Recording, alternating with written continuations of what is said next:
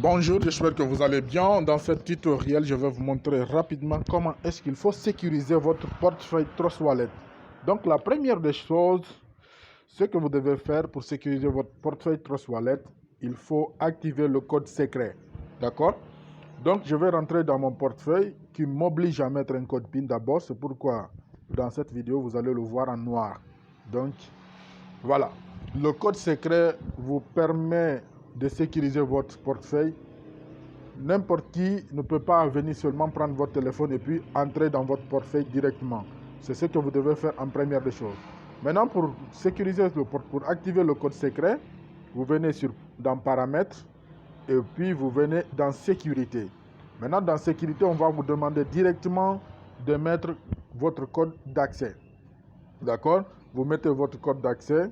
Vous activez le code d'accès, pardon. Voilà, vous voyez ici, moi, c'est actif déjà. Quand je veux, je désactive. Voilà. C'est déjà désactivé. Maintenant, quand je veux l'activer, je l'active directement. Voilà.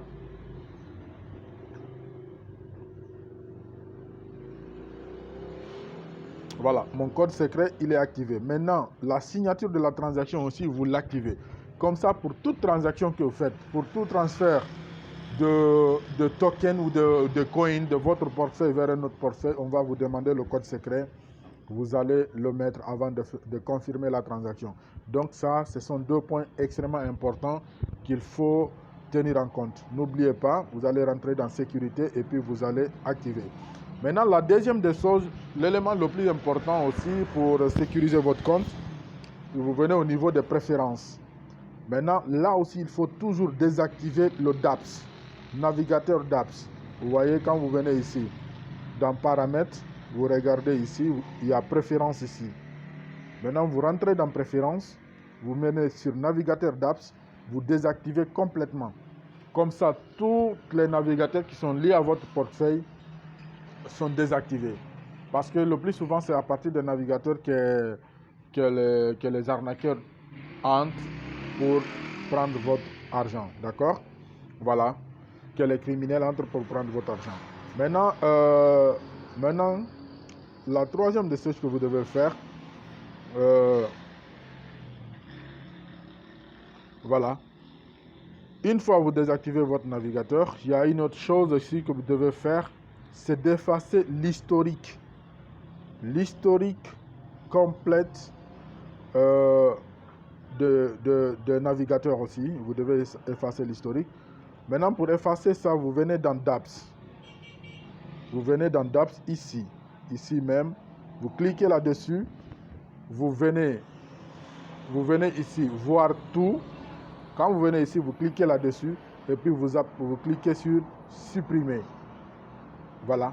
Vous supprimez toute l'historique aussi.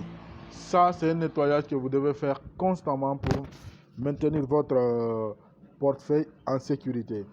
Maintenant, la dernière des choses que vous devez faire, c'est de créer plusieurs portefeuilles. Voilà, par exemple, moi ici dans mon cas, j'ai 4 portefeuilles ici. Le premier portefeuille, c'est là où je stocke tous les tokens qui ne sont pas tellement en sécurité, quoi. Voilà, tous les tokens, les airdrops, c'est-à-dire les tokens qu'on donne gratuitement, là, je les stocke ici dans le stockage. Voilà, je les mets ici tous. Ok? Je les mets ici tous. Maintenant, vous devez avoir un autre portefeuille aussi beaucoup plus solide. Voilà. Vous devez avoir un autre portefeuille. Voilà. Maintenant, le portefeuille Vision, c'est là où je mets tous les tokens que je considère comme étant des bons tokens, que je mise, que je prends moi-même mon argent pour investir là-dedans et puis stocker. Maintenant, les autres portefeuilles là aussi ont leur utilité à part que j'utilise, à part les deux dont j'ai cité antérieurement,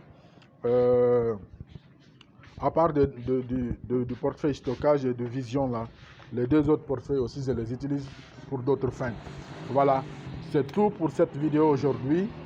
À la prochaine.